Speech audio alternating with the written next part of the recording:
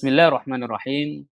Assalamualaikum warahmatullahi wabarakatuh. Alhamdulillah, alhamdulillah wassalatu wassalamu ala Rasulillah wa ala alihi wa sahbihi wa man wala amma ba'da. Sobat Salman, dimanapun Anda berada, bagaimana kabarnya hari ini? Semoga semuanya tetap sehat ya dan mendapatkan perlindungan dari Allah Subhanahu wa taala. Tetap semangat menjalankan aktivitas hariannya dan juga semoga puasanya dilancarkan oleh Allah Subhanahu wa taala. Amin amin ya rabbal alamin. Kembali lagi kita di rubrik Tanya Ustadz. Alhamdulillah saat ini narasumber kita sudah bersama kita yang insya Allah akan membantu menjawab pertanyaan-pertanyaan kita semuanya secara detail dan gamblang yang insya Allah juga mungkin secara sederhana tetapi mudah dipahami oleh kita semua, yaitu Ustadz Aceng Saifuddin. Mari kita sapa terlebih dahulu Ustadz Aceng Saifuddin. Assalamualaikum Ustadz. Waalaikumsalam warahmatullahi wabarakatuh. Bagaimana kabarnya hari ini Ustadz? Saya dan keluarga alhamdulillah sehat lahir batin. Alhamdulillah. Bagaimana puasanya Ustadz? Lancar?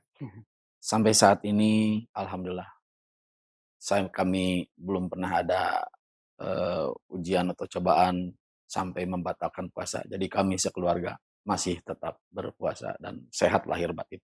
Alhamdulillah. Dengan adanya puasa bisa melancarkan semua kegiatan Ustadz. Nah ini Ustadz, sudah ada beberapa pertanyaan yang insya Allah nanti Ustadz bisa membantu menjawabnya. Ustadz ya. Langsung saja mungkin Ustadz. Pertanyaan yang pertama nih Ustadz. Apa hukumnya orang yang membatalkan puasanya dengan alasan syar'i padahal dia masih mampu berpuasa? Nah itu bagaimana Ustadz? Alasan berbuka puasa bisa karena sakit, bisa mungkin karena perjalanan. Nah, untuk yang sakit ini secara qot'i hadisnya saya belum pernah menemukan, tapi untuk perjalanan yang mungkin sakit ini bisa dianalogikan dengan perjalanan ini. Saya temukan di hadis, kitab As-Sunanul Kubro yang disusun oleh Imam Baihaqi. Salah satu hadisnya adalah ada sahabat Rasulullah Shallallahu alaihi wasallam yang bertanya kepada Rasulullah, "Ini ajidu bi quwwatan 'ala syiyami fis safari fahal 'alayya junahun." Mungkin kalau dalam terjemahan bebasnya seperti ini, "Ya Rasulullah, saya merasakan merasa ada masih kuat untuk mempertahankan puasa walau saya dalam keadaan perjalanan. Fahal 'alayya junahun?" Apakah saya dosa? Karena saya kurang memahami apakah dosa itu kalau buka atau dosa itu kalau melanjutkan tetap melanjutkan puasa. Faqala Rasulullah sallallahu alaihi wasallam, Rasulullah menjawab, "Ya rukhsatun minallahi tabaraka wa ta'ala." Berbuka itu merupakan rukhsah dari Allah yang Maha Berkah dan Maha Tinggi. Faman akhadha biha fahasan. Apabila mengambil sikap berbuka, fahasan. Itu baik kata Rasulullah. Wa man ahabba ayyasuma fala junaha alaihi. Apabila kita masih mencintai, semangat untuk melakukan, bukan kita ya, apabila di sini wa man ahabba ayyasuma fala junaha alaihi, apabila orang yang berpuasa itu, melakukan terus puasanya, jadi tidak membatalkan puasanya walaupun kalaupun buka itu adalah rukhsah sebenarnya, dibolehkan oleh hukum Islam. Nah kata Rasulullah, kalau mempertahankan puasanya fala junaha alaihi. Jadi tidak berdosa. Jadi kalau dari hadis ini diambil kesimpulan berbuka hasan baik, tidak berbuka akhirnya puasa lanjut sampai ke maghrib itu pun juga tidak jadi dosa. Jadi ini dua-duanya silahkan. Nah, kemudian di hadis yang lain yang mungkin bisa dinilai sebagai memperkuat hadis yang tadi, masih dalam hadis tentang perjalanan, "Ya Rasulullah, asumu fis safar." Saya berpuasa di ketika perjalanan, kata Rasulullah, In syi'ta fasum wa in syi'ta fa'aftir. Kalau Anda atau kamu mau melanjutkan puasa, silahkan aja lanjutkan puasanya. Tapi kalau Anda mau, berbuka, silahkan aja berbuka. Ini in syi'ta. Jadi Rasulullah menjawabnya, terserah Anda yang merasakan dan Anda yang Hmm. memilih mana sikap yang harus diambil. Jadi itu tidak ada, masalah. Nah, beda dengan orang yang berbuka tanpa ada alasan syar'i. Ini sudah dosa dan apabila melakukan hal ini tidak bisa diqodho puasa sepanjang zaman, sepanjang waktu, atau mungkin sepanjang dia hidup kalau dia umurnya disisakan oleh Allah 40 tahun lagi, masih panjang, kemudian mengqodho 40 tahun ini, tetap dalam pandangan Allah dicatat sebagai, dosa. Bahkan di hadis yang lain saya mendapatkan, biarkan nanti sampai dipertemukan oleh Allah, nanti Allah yang memutuskan apakah orang ini, mau diampuni atau orang ini, mau disiksa, nanti Allah yang memutuskan. Jadi sepertinya di situ menurut paham saya tidak atur oleh Allah dan Rasulnya tentang bagaimana cara orang yang bertaubat dari membuka atau berbuka puasa tanpa ada alasan syar'i, ya. Jadi puasa ini tetap dipertahankan. Nah, untuk bapak-bapak yang pekerjaan sehariannya itu adalah kasar, keras, capek, di bawah terik matahari, keluar keringat, tenaga. Nah, ini kita yakini al-ujratu biqadril masyaqqat. Pahala bapak atau saudara kita yang berpuasa dalam tantangan seperti itu lebih besar pahalanya daripada mereka yang berpuasa kemudian sehari-harinya ada di kantor, betul kan? Kalau di kantor kan nggak terlalu, mengeluarkan tenaga, nggak mengeluarkan keringat. Nah, berarti pahalanya itu di bawah orang yang seperti saudara kita yang berpuasa dalam keadaan capek. Misalkan saya seorang petani, walaupun dalam keadaan puasa saya harus tetap mengurus, kebun atau mengurus, sawah saya. Tapi saya tetap bertahan walaupun haus, tetap berpuasa itu saya yakin pahala saudara-saudara kita yang mempertahankan puasa, puasanya seperti itu walaupun kondisi sebetulnya luar biasa tantangannya itu, pahalanya lebih besar dari mereka-mereka yang berpuasa tapi hanya sekedar biasa-biasa aja gitu. Jadi nggak ada tantangan yang lebih berat. Jadi puasa ini, pertahankan sampai waktunya kita berbuka.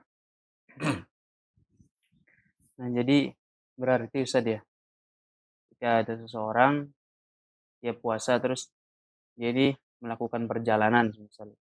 Lalu di jalan ingin berbuka, ya boleh-boleh saja kan Ustaz. Tapi jika dia masih kuat, kalau nggak mau berbuka juga tidak apa-apa kan gitu Ustaz. Iya, iya, iya. Makanya kalau di dalam istidlal, di dalam usul fikih itu kan ada istidlal, ada yang pernah saya sampaikan itu yang syahadatul qalbi. Boleh diputuskan sendiri, kata Rasul, "Istabti qalbaka." Silahkan kamu meminta fatwa terhadap hatimu sendiri. Nah, gitu. Yang jelas melakukan ini tidak berdosa, melakukan yang ini pun juga tidak Tidak berdosa, berdosa. gitu ya. Jadi ya mubah lah, maksudnya jais lah boleh-boleh Ya, saja. mungkin seperti itulah, Jais. Apa, gimana baiknya buat kamu ya itu lakukan gitu. Ya, lakukan. Tapi mungkin lain hal seperti saya baca di, beberapa hadis yang, mungkin mafhumnya seperti begini, ketika menghadapi musuh dalam pertempuran, jihad fisabilillah ya, Rasul mengatakan, "Sudah berbuka saja, dalam dirimu nanti ada kekuatan fisik ya, melawan, lawan dalam perang itu kan ketika kita makan, kita bisa minum, fisik kita bertambah tenaga." Nah, jadi malah Rasulullah menganjurkan kalau, menghadapi lawan perang, itu seperti yang ditekankan sekali, kita itu berbuka, maksudnya berbuka puasa gitu ya. Menambah stamina. Ya, Ketika menambah perang kan stamina, mungkin Rasulullah ngasih tahu itu kan biar staminanya lebih kuat lagi kan ya gitu. bisa Nah, jadi. Dan telinganya tidak nunggu-nunggu adzan maghrib gitu. Jadi fokus ke apa, ke perangnya ya, perang gitu kan. nggak fokus, "Nah, kapan azan maghrib ya?" Ya gitu ya, seperti itulah mungkin. Mungkin dilanjut aja nih Ustaz ke pertanyaan berikutnya nih Ustaz ya. Iya, Mbak. Pertanyaan berikutnya begini Ustaz. Apakah Lailatul Qadar hanya didapatkan oleh seseorang yang sedang i'tikaf di masjid saja? Nah, itu bagaimana? Ini pertanyaan yang sangat bagus sekali ya. Saya pernah baca-baca di kitab tafsir Imam Qurtubi mengenai, keutamaan Lailatul Qadar ini.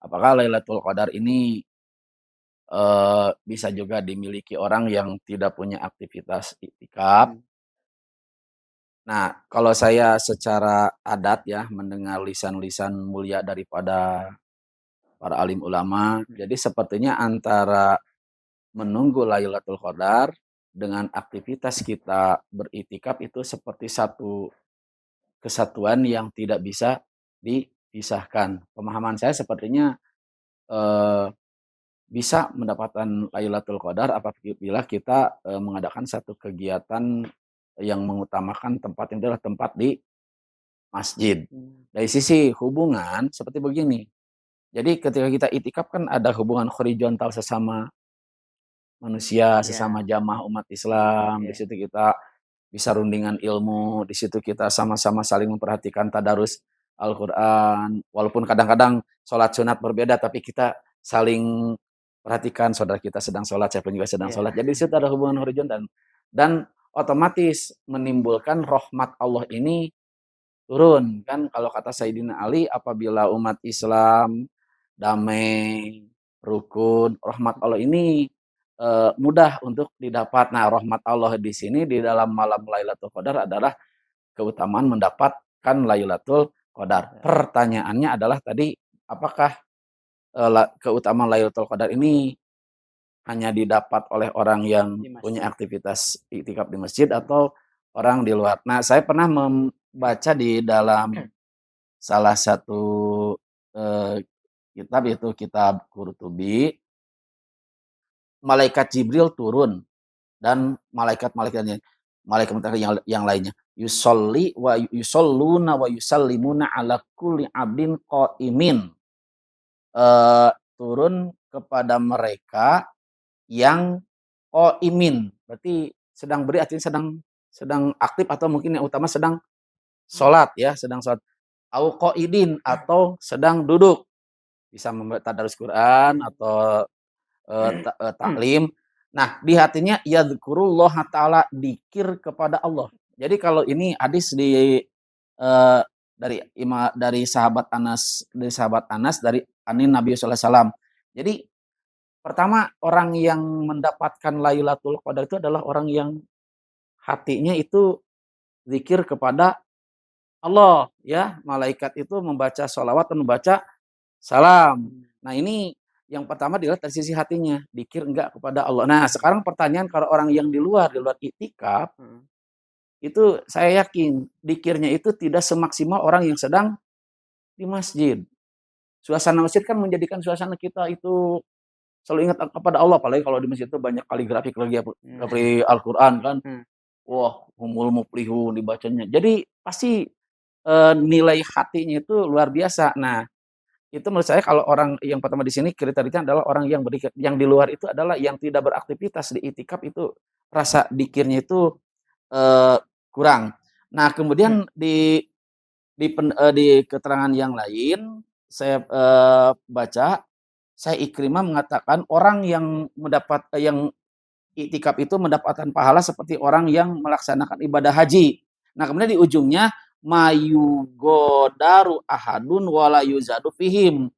Tidak dihianati seseorang, maksudnya pahalanya itu betul-betul dikasihkan. Kemudian wala yuzadu fihim, dan tidak bisa ditambahkan oleh orang lain yang tidak punya aktivitas sebagaimana yang dicontohkan oleh Rasulullah di malam Lailatul Qadar, yaitu iktikaf di masjid. iya, Jadi menurut paham saya, orang yang tidak punya aktivitas menunggu atau mencari atau berusaha mendapatkan Lailatul Qadar, itu tidak bisa mendapatkan keutamaan Lailatul Qadar. Salah satu mmm, aktivitas yang paling utama ketika menunggu-nunggu malam Lailatul Qadar adalah kegiatan di masjid. Jadi kalau orang yang tidak sedang di masjid, mhm, tidak sedang beriktikaf, itu menurut saya tidak mendapatkan keutamaan malam Lailatul Qadar, gitu ya, Mmm, berarti ketika ingin iktikaf, ya di masjid kan gitu, Ustaz? di masjid. Mhm, Tapi lain halnya mungkin saudara kita yang sakit, di rumah sakit, atau sudah mhm, sepuh dengan alasan, tertentu, atau mau berangkat ke masjid, tiba-tiba hujan gede atau ada musibah-musibah yang lainnya, itu menurut saya insya Allah niatnya itulah yang mendapatkan niat mhm, yang, imbangannya itu dengan malam Lailatul Qadar. Nah itu beda ya, mhm. dengan orang yang sama sekali tidak ada kepikiran untuk, eee, beriktikaf ke masjid, itu beda. Ya yang orang seperti yang, "Saya pingin ke masjid, tiap malam saya ke masjid, saya iktikaf sampai Mhm, subuh, saya mau mencari atau mengejar malam Lailatul Qadar ini." Ternyata ada satu, halangan, tiba-tiba sakit, harus ke mhm. rumah sakit, tiba-tiba, hujan gede atau misalkan banjir bandang. Orang ini menurut saya insya Allah dapat pahala dari sisi niatnya itu, ya. Misal misal kan itu kan ya laki-laki, perempuan. Kalau kadang yang perempuan mungkin ibu-ibu, karena ada tugas di rumah, tapi hatinya pengen kayak iktikaf di masjid gitu. Tapi kan punya tugas di rumah mungkin masak sahur buat anak-anaknya. Nah itu gimana kalau yang ibu-ibu? Apakah harus ke masjid juga atau Ya kan sebelumnya kita berpikir supaya makannya di masjid, mhm, masaknya tidak jauh dari mmm, masjid, pokoknya hatinya itu di-manage-nya harusnya seperti itu. Jadi diusahakan tidak ada alasan punya aktivitas di luar, eee, masjid, mhm, ya, itu kalau menurut saya. Jadi mungkin orang tersebutnya itunya yang salah manage ya, pingin itikaf di masjid, mhm, tapi pikiran masih tetap memikirkan dapur, makanan, ya itu berarti yadkurullahnya itu masih kurang. Yadkurnya ingat itu masih ingat kompor, masakan, takut basinya itu berarti, eee, kemurnian dzikir kepada Allahnya, tidak maksimal. Jadi kalau menurut saya yang dimaksud dengan iktikaf itu betul-betul di masjid, pikiran hanya dzikir kepada Allah, mengingat atau meminta kepada Allah rahmatnya yang maksimal.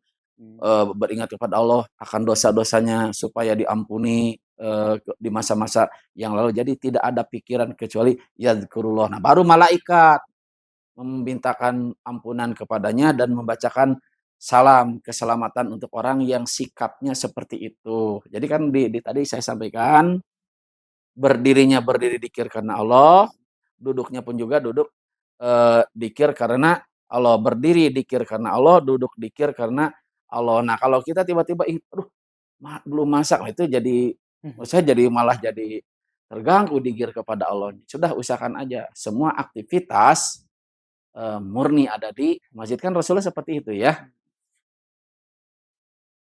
Nah mungkin bisa dilanjut aja Ustaz ya, ke pertanyaan berikutnya nih Ustaz.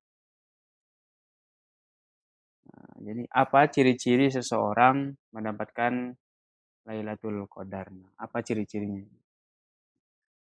Kalau saya, pernah baca di kitab yang sama itu di kitab Imam Qurtubi, Syekh Farra, mengatakan, "La yuqaddirullahu fi lailatul qadri illa sa'adata wan ni'am."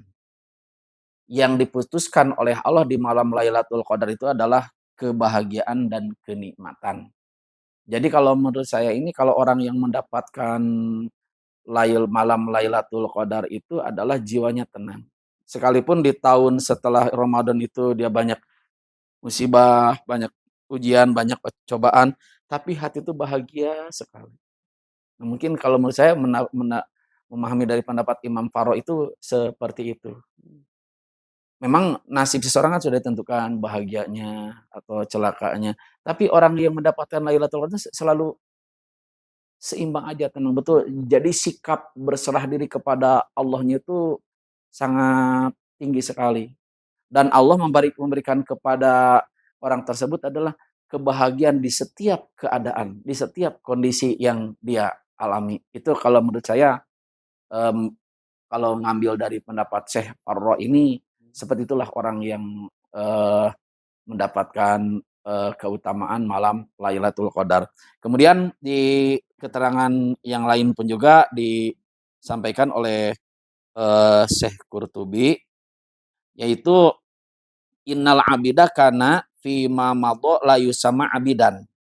Seseorang itu tidak bisa dikatakan ahli ibadah hatta ya'budallah alfa syahrin.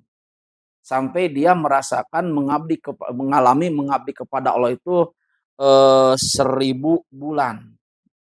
Berarti kalau 1000 bulan itu ditafsirkan dia ini salasan wa tsamanina sanatan, 83 tahun lebih 4 bulan. Baru orang itu dikatakan, apa, sebagai orang yang betul-betul hamba Allah yang maksimal dalam ibadahnya.